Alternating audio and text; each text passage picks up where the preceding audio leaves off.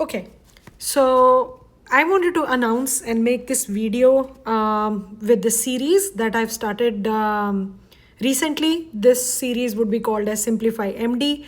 And a recent announcement is that MCCQE website has now 55 free questions available to you guys to practice free of cost. So I'll be sharing the link down below after this video so that you guys can go and attempt those free questions and get an idea about what kind of questions are asked in the exam and what areas to focus about. But along with that, I thought that I'll start this initiative of taking this lecture series. And just because the last lecture that I had was ethics, and a good comment came through that it is better to have an active question and answer kind of a strategy. So I think I completely agree with that comment, and thank you so much. Comments like these help me improve my video content, and it's a sincere request that if you guys have any comments about the videos, please put them in the comments down below so that I can improve. So starting with the 55 MCCQE free questions, I have taken snapshots from ethics questions, and we'll be attempting these questions together, and then we'll see like which question, how to kind of answer a question, and why is this like a right answer and why this is not a right answer. So let's get started. I chose like around 10 questions from ethics area, and we start with first question. As you might have seen in my videos, I always say like just start with the last line so that you know that what is the question asking of you, and it saves time. So let's just start. Which one of the following is the best next step? So my idea is that, okay, they're asking me something, some advice. A 42-year-old woman presents to your clinic and shares that her husband is physically abusing her. A few days later, you receive a call from the police officer who says he's investigating a complaint made by your patient against her husband. The police officer explains that she needs medical information from your investigation. What should you do? Now, before going to these options, if you remember your ethics, basics, and fundamentals, we know that we have to respect patient confidentiality, respect patient autonomy. So in ethics question, the highlight is always and always take the least invasive approach, always consult, always explore, always talk. So let's go through the options. The first option says call the police officer after you review the patient's file. Okay, maybe we put a question mark on that. Seems like an okay option. Contact the patient to discuss the request. Yes, that seems like a good option. Send the police officer a medical legal report. Now, this I feel is a wrong option. Why? Because obviously the patient is the in charge of their report, and you are nobody to, as a doctor also, you should always consult patient before sending a report. And refuse to speak to the police officer. Obviously, we cannot, come in the way of legal proceedings, but these two options seem perfectly okay, A or C. So call the police officer after you review patient's file. So the first thing is, why would you review the patient's file before she consents it to you? So I feel no, amongst these, the best option would be contact the patient to discuss the request. So this is how it goes. I am sharing like another answer. This is the answer that was given there. They have nicely discussed it, and I think this, yeah, contact the patient to discuss the request. So this is the right answer. And the description in the explanation, they say nicely about the things that we discussed about the patient safety, confidentiality. The best approach is autonomy and confidentiality. I will leave this so that you guys can go more through the answer snapshots, but let's go to the second question, because I intend making this video like 20 minutes. I hope we are in the time limit. Let's go to the second question. So again, the same approach. Let's go to the next best step. What are they asking? I'm sorry. Uh-oh. You know the answer. So what is the next best step? So the question is, a 28-year-old man presents to the clinic for follow-up. He had a humerus fracture and experienced a profound radial neuropraxia after surgical intervention. You have been monitoring his recovery for 3 months. Due to ongoing symptoms, the patient expresses dissatisfaction with your care and threatens to take legal action against you. What are your options? Tell the patients to direct the concern to local medical authority. No, that would be like very irresponsible as a kind of a doctor. You should not like not shun the patient's views and just refer him to the authority. You should not do that. Express your regret and explore patient's concern. Yes, explore. Always remember, in ethics questions, explore, and ask are very important keywords. Always, mostly the answers are based on those actions. Reassure the patient that his symptoms will eventually resolve. Now, when the patient is threatening a legal action and he's expressing dissatisfaction on your treatment, you should not just reassure them that your symptoms will resolve. Obviously, you should try to explore that what is hurting the patient, what is harming the patient, and then, express your regret that, okay, I'm really sorry. Let's just ask you what is bothering you, so that, you can explore the psyche of the patient, what has made him so agitated. And offer to immediately transfer the patient care to a colleague. You never do that. So for me, the answer should be, obviously, express your concerns and explore what the patient feels like. So yes, the answer is this. You should try to de-escalate the situation and explore and, practice empathy to the patient. So that is the answer. Coming to question 3.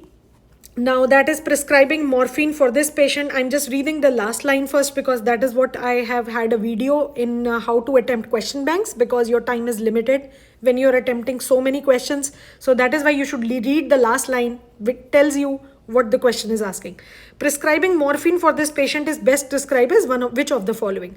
So if we were to do this question in less than a minute, it tells me that there is a doctor, patient had a condition, doctor prescribed morphine, and they're asking me what was the action the doctor intended to do. So let's go to the question stem. They say a 77-year-old patient has ALS. He has been diagnosed for 3 years and now has extensive muscular problems, difficulty speaking, and all sort of things. Amongst the non-therapeutic pharmacological and non-pharmacological therapeutic modalities, he requests prescription for morphine, which you provide as a doctor. And then he suddenly found dead. And then the cause is known to be morphine overdose. So prescribing morphine for this patient is described as which of the following? Now they say medical negligence. No, this is not medical negligence. Why? Because the patient came to you with pain, with certain symptoms which he had. As a doctor, you are supposed to relieve those patient symptoms. You are not supposed to just do harm to the patient. You are doing good by the patient. So this is not medical negligence. Medical assistance in dying? No, this was not like a projected medical assistance in dying.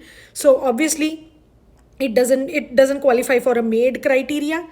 End of life care. Obviously the doctor's intent wasn't to end the life of the patient. So ideally, if you ask me, the answer should be patient-centered care, because the doctor's intent was to cure the patient's symptoms and relieve the patient of his pain. That is patient-centered care. So let's check the answer. Patient-centered care. So ALS is a progressive condition. The physician's intent was to provide relief from intractable pain and not to hasten his death. So I will leave this. You guys can pause the video and just see the explanation in total. And then let's go to the next question. So question number 4, a 22-year-old man presents to your clinic because he recently had a lot of work-related stress. Sorry, we should start with the last line. Which of the following is the best way to decrease the patient's risk of relapse? So our patient is a 22-year-old guy who has bipolar 1 disorder, and he has had a lot of work-related stress. And he's been stable on lithium for more than 3 years. However, he's concerned because he has work-related issues and he has bipolar BPD1 and he's on lithium, but he's concerned about relapse. On examination, no signs and symptoms of a MDP or a manic depressive psychosis or a disorder is there. Which of the following is the best way to decrease patient's risk of relapse? So actually this qualifies more like a psychiatry/ethics question, but I included it. Now, suggest that he take time off work. Okay, but would it solve the problem of a work-related stress? Because eventually he would have to work, if not at this place, somewhere else. Advice to maintain regular sleep cycle. Yeah, that can be one of the things. Increase lithium dosage. No, he's been stable on lithium. Why should we increase the dose? Organize a family meeting. You don't need a family meeting for this. There is nothing that the patient, doesn't have any emotional issues, is not on that stage. Add a low dose atypical antipsychotic. No, he's been typically stable on class 1 lithium drug. We don't need to increase the drug related issues. All that we want is to maintain his sleep cycles, regular sleep wake cycles, so that he sees and tries that if that improves or not. So if it takes time off work, this can be both of them are good options, but the best option or the best step that you can do to decrease patient's relapse can be allow him to maintain good sleep cycles so that the relapse is less. Because ultimately, if the patient stops work, he's going to be, if that is work related, he's going to be okay, but the moment he starts work, the same thing starts. So ideally it should be the sleep wake cycle. Yeah, so advise him to maintain sleep wake cycles. Sleep disturbances can cause like mood episodes in bipolar disease patients, and if you advise them to maintain a good sleep cycle, this can help them prevent these episodes and stabilize their mood. So this is the video. I think we can take one more question before I stop this video. I don't want it to become like a 30-40 minute session, so I'll break all the these 55 free questions into subject wise parts. If you guys like that, let me know, and then I can make more videos on it. So let's go to fifth question. This will be the last, but I do have all questions. I'll put it in the second video. So fifth question is necessary forms. A 47-year-old female presents to your clinic with asthma that was diagnosed 2 years ago. Despite appropriate medication, her symptoms are not well controlled.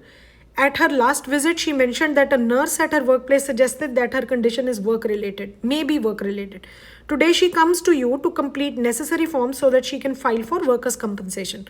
Which of the following is the next best step? Complete the forms provided by the patient. Can be. Tell the patient you do not treat worker compensation patients. Obviously, you do not shun the patient on their face and say you don't do worker compensation cases. The doctors have to see those cases. Explain that a nurse cannot determine asthma is work related or not. Obviously, that's not your job to, as a physician, to say that a nurse cannot say that asthma is not work related. Inform the patient that the claim will be rejected. You should not do such a thing, because this is more like shunning the patient off their face and telling them that this cannot be done. Who are you to say that the claims would be rejected? This is the insurance company to say. And the other thing is, amongst these options, the ideal option seems to be to complete the forms provided by the patient. Yeah, complete the forms provided by the patient. I need to reduce the thinness. Okay. Physicians often receive requests from their patients and have an ethical and a legal obligation to provide a timely, factual account information of patient's health. So filling out these necessary forms and explaining the process demonstrates a supportive and professional response to the patient's concerns and acknowledges her right to at least file a claim. And if she believes that her condition is caused by workplace condition. So this is all about it. I will share my last slide, which says like, share and subscribe. And please keep a tab on part 2 and let me know if this was helpful, and I'll start making more of such